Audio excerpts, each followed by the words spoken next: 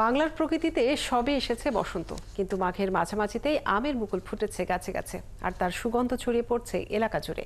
চলতি বছর সাতক্ষীরায় আমের বাম্পার ফলন হবে বলে আশা করছেন আম চাষিরা। ফলন বাড়াতে তাই আম গাছের পরিচর্যায় ব্যস্ত সময় পার করছেন তারা। বরুণ ব্যানার্জির তথ্য ছবিতে প্রতিবেদন। গাছে গাছে দুলছে আমের মুকুল, আর সেই মুকুলের যত্নে ছেটানো হচ্ছে পানি। সাতক্ষীরার শহর কিংবা গ্রাম সব জায়গাতেই এখন এই চিত্র। আম গাছ মুকুল নিয়ে সোনালি রং ধারণ করেছে, সেই সাথে ঘ্রাণ ছড়াচ্ছে চারদিক। জেলার ৫,০০০ আমের বাগানে ১৫,০০০-এর বেশি চাষি বাগান পরিচর্যায় ব্যস্ত সময় পার করছেন। তারা বলছেন, এবার আম বাগানগুলোতে দ্বিগুণ মুকুল এসেছে। প্রাকৃতিক দুর্যোগ না হলে গতবারের ক্ষতি পুষিয়ে নেওয়া যাবে। সুন্দর মুকুল হয়েছে। আর ন্যাংরা, হিমসাগর, আম্রপালি এ জাতের আমগুলোর মুকুল এবার অনেক বেশি হয়েছে। মুকুলটা ১ মাস আগে আসে, এই জন্য আমাদের এখানে আমরা ১ মাস আগে বাজারজাত হয়। আমি বইলের পরিচর্যা নিচ্ছি, যেহেতু যাতে পোকামাকড় কম লাগে।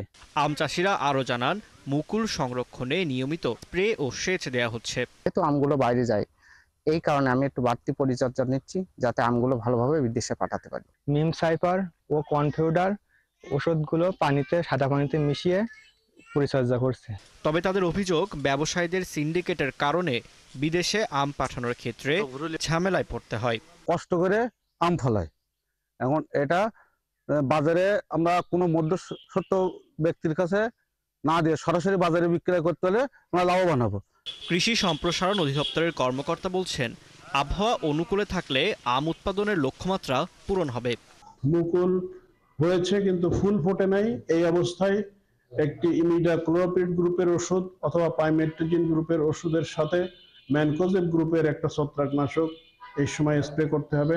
সাতক্ষীরা জেলায় ৫,০০০ আম বাগান রয়েছে। আমের চাষ হয়েছে ৪,১১৮ হেক্টর জমিতে, আর আম উৎপাদনের লক্ষ্যমাত্রা নির্ধারণ করা হয়েছে ৫০ থেকে ৬০,০০০ মেট্রিক টন।